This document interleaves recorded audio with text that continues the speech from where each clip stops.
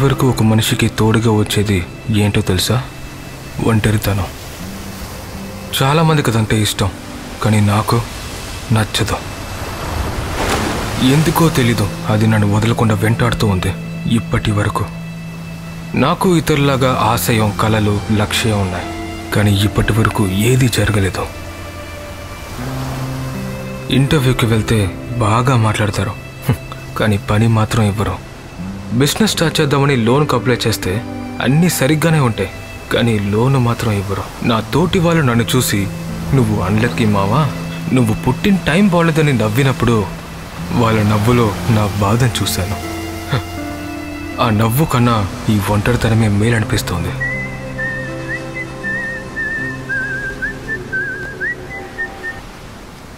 Hello. ఒరే కర్ణ, ఎక్కడున్నావురా? Lorry వచ్చేసిందిరా. వస్తానమ్మా. ఇప్పటికీ నాకున్న ఒకే ఒక ఆధారం నా కుటుంబం మాత్రమే. వాళ్లకు నా మీద ఉన్న నమ్మకం తగ్గిపోకముందే నేను ఏదో ఒకటి చేయాలి.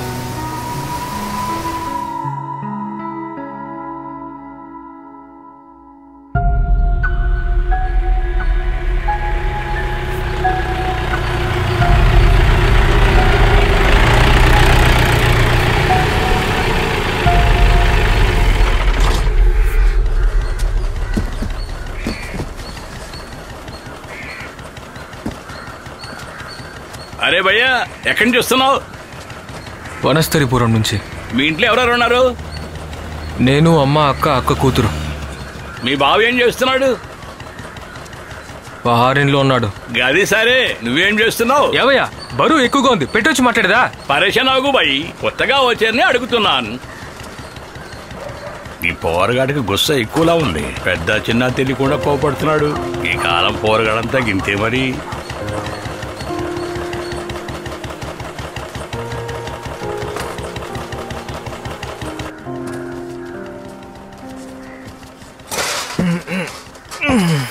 ఏరా, ముందు సిలిండర్ తీసుకురావచ్చు కదా.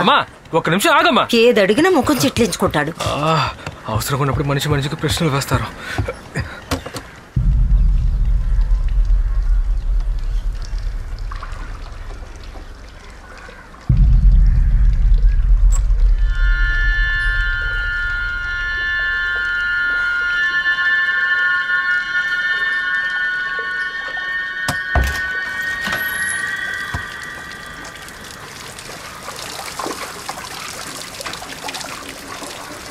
అమ్మా, మోటార్ ఆఫ్ చేయమ్మా.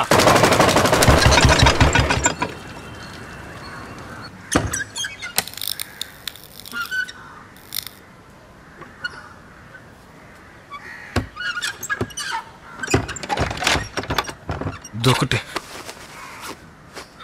అమ్మయ్యా.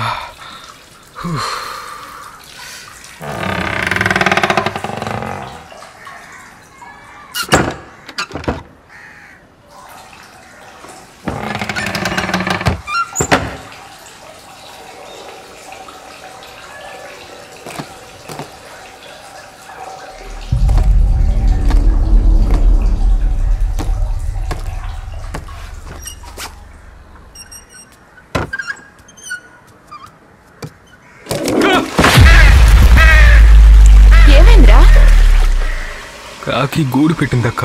కాకి గూడే కదరా, మనుషుల రమ్మనాన్ని క్లీన్ చేయడానికి. నువ్వు వరుసన అరుపుకి నేనే భయపడ్డాన్రా.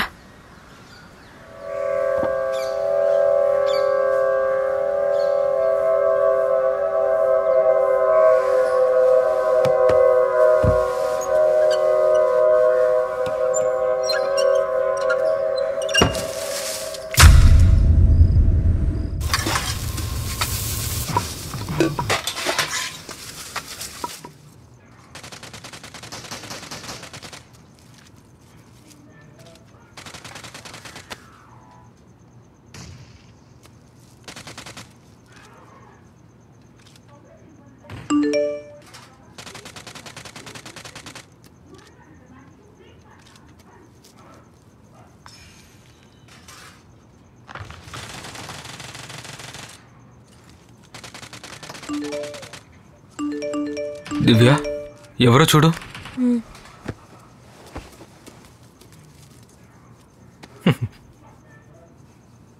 మెసేజే రాలేదు మావయ్య, సౌండ్ మాత్రమే ఏంటి? వస్తుంది. మెసేజే రాలేదా?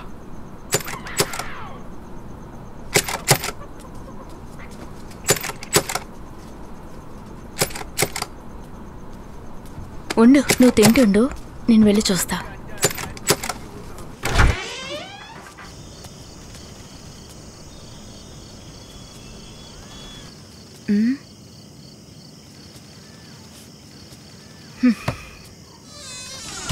ఏయ్, ఎవరే తలుపు తడుతున్నారు? ఎవరూ లేరమ్మా.